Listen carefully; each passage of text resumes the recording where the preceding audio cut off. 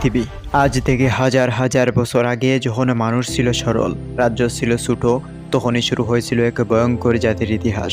এক জাতি যাদের আল্লাহ তাআলা নিজ হাতে বন্দি করে রেখেছেন এক বিশাল লোহার প্রাচীরের ভিতরে। তারা সেদিন থেকেই অপেক্ষা করছে একদিন মুক্তি পাবে, আর যেদিন তারা মুক্তি পাবে সেদিনই শুরু হবে কিয়ামতের কাউন্টডাউন। পবিত্র কোরআনে সূরা আল কাহাফ থেকে দেখা যায় জুলকারনাইন ছিলেন এক ন্যায়পরায়ণ রাজা, যিনি পূর্ব, পশ্চিম ও উত্তর পর্যন্ত বিজয় লাভ করেছিলেন। একদিন তিনি পৌঁছালেন দুই পর্বতের মাঝামাঝি স্থানে, যেখানে মানুষ ভয়ে কাঁপছে। তারা বলল, হে জুলকারনাইন, আমাদের শত্রু ইয়াজুজ মাজুজ চারপাশে তাণ্ডব চালাচ্ছে, আমাদের ফসল ধ্বংস করছে, সন্তানদের হত্যা করছে। তখন তারা অনুরোধ করে বসলো, আমরা তোমাকে পারিশ্রমিক দেব, তুমি কি আমাদের জন্য একটা প্রাচীর বানিয়ে দিতে পারো? জুলকারনাইন বললেন, আমার প্রভু আমাকে যে ক্ষমতা দিয়েছেন তাই দিয়েই আমি একটি দেয়াল বানাবো।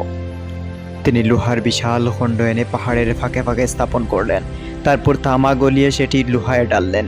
এভাবে তৈরি হলো এক বিশাল দেয়াল, যা ইয়াজুজ মাজুজকে বন্দী করে রাখলো শতাব্দীর পর শতাব্দী।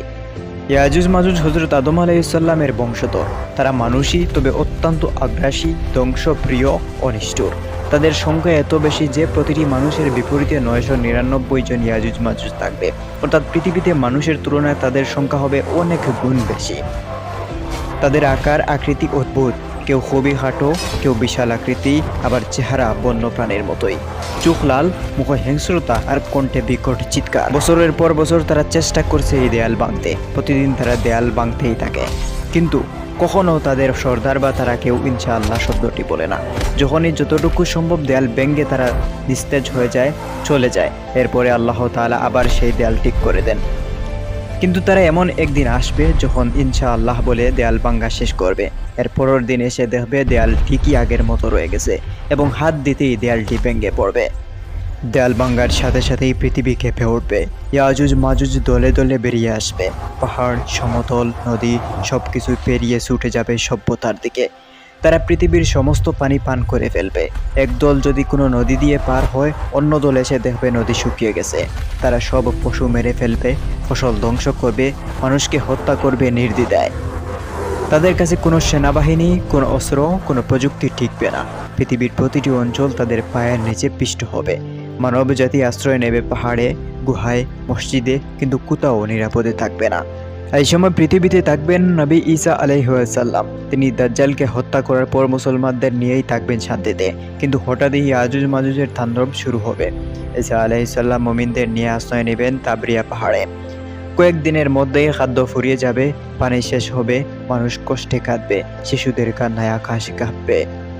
তখন ঈসা আলাইহিসসালাম আল্লাহর কাছে দোয়া করবেন, হে আল্লাহ, তুমি তাদের ধ্বংস করো, তারা তোমার সৃষ্টি হলেও তোমারই শত্রু। আল্লাহ তাআলার সাথে সাথে দোয়া কবুল করবেন। এরপর আল্লাহ তাআলা ইয়াজুজ মাজুজের ঘাড়ে এক প্রকার কীট বা পোকা পাঠাবেন, যা এক রাতেই তাদের সবাইকেই মেরে ফেলবে। এরপর পৃথিবী ভরে যাবে মৃতদেহে, গন্ধে মানুষ টিকতে পারবে না। তখন আল্লাহ এমন বৃষ্টি বর্ষণ করবেন যা পৃথিবীর প্রতিটি মৃতদেহ ধুয়ে মাটির গভীরে মিশিয়ে দেবে। পৃথিবী আবার সবুজ হয়ে উঠবে, মানুষ ফিরে পাবে শান্তি, ফসল বাড়বে, পশু ফিরে আসবে। ঈসা আলাইহিসসালাম পৃথিবীতে ন্যায় ও শান্তি প্রতিষ্ঠা করবেন। মানুষ একসময় আবার ঈমানদার হয়ে উঠবে।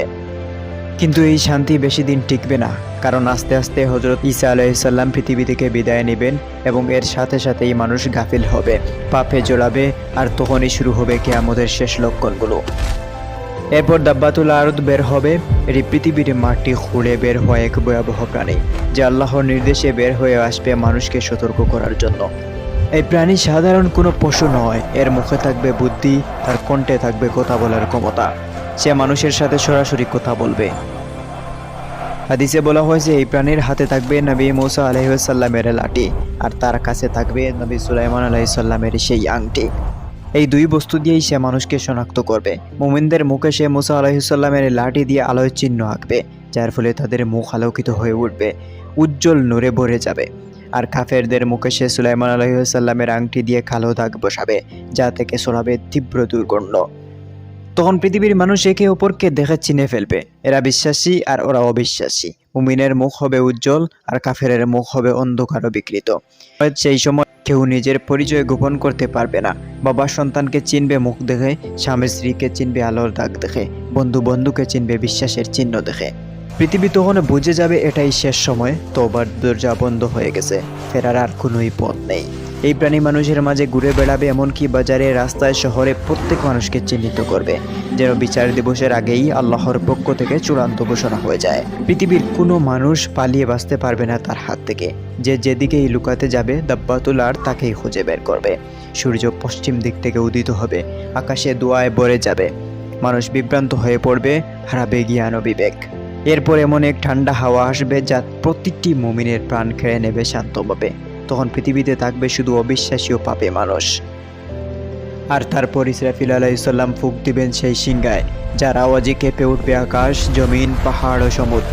পাহাড় ভেঙে যাবে, সমুদ্র আগুনে পরিণত হবে, মানুষ মূর্ছিত হয়ে পড়বে, পাখি আকাশ থেকে ঝরে পড়বে, সব জীবিত প্রাণ নিঃশেষ হয়ে যাবে। তারপর এক সময় আল্লাহর ইচ্ছা করবেন, দ্বিতীয়বার সিংহায় ফু দিবেন ইসরাফিল আলাইহিস সালাম। মানুষ উঠবে কবর থেকে, আর শুরু হবে সেই ভয়ঙ্কর বিচার দিবস। ইয়াজুজ মাজুজের কাহিনী কেবল ভয়াবহ ইতিহাস নয়, এটি এক সতর্কবার্তা, এক শিক্ষা। পৃথিবী একদিন শেষ হবেই, কিন্তু আমাদের আমল থাকবে চিরকাল। তাদের দেয়াল হয়তো এখনো দাঁড়িয়ে আছে কোনো এক অজানা জায়গায়, কিন্তু সময় গনিয়ে আসছে। আমরা কি প্রস্তুত সেই দিনের জন্য?